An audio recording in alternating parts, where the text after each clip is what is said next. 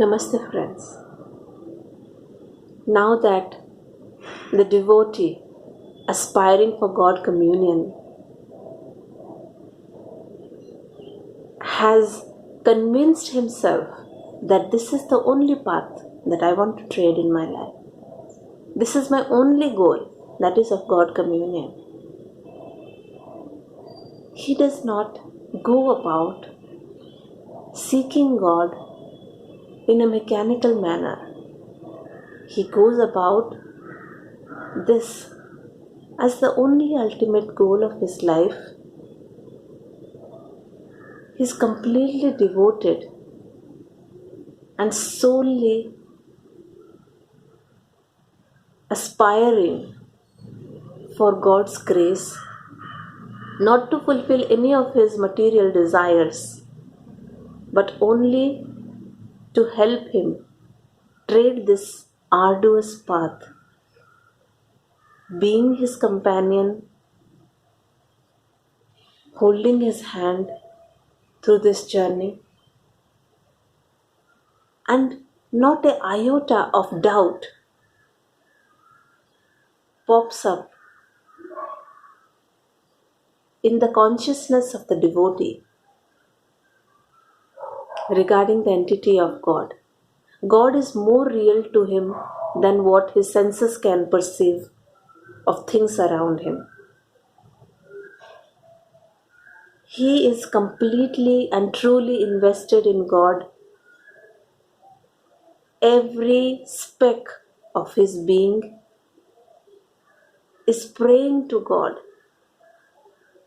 is showering the feelings and emotions that are deeply embedded in him.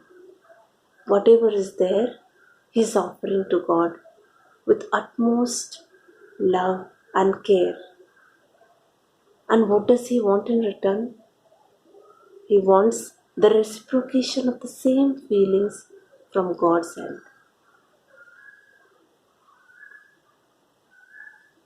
And he has surrendered himself to such an extent that God is also finding it difficult to not reciprocate back, to hold back, because at the end of all this, God has always been desiring this from his ultimate creation, that is human being. All that he's been doing is testing the depth of these feelings, the depth of the craving, the depth of the emotions that the aspiring soul has for him. And once he is convinced that the aspiring soul has made him the sole goal of his life, has cleansed himself of all the dirt that is there in the devotee, then there is no way that he will not reciprocate back. So I urge the devotion in each aspiring soul to burn like a flame that is non-extinguishable and make God helpless in loving back. Keep it alive, and all the best.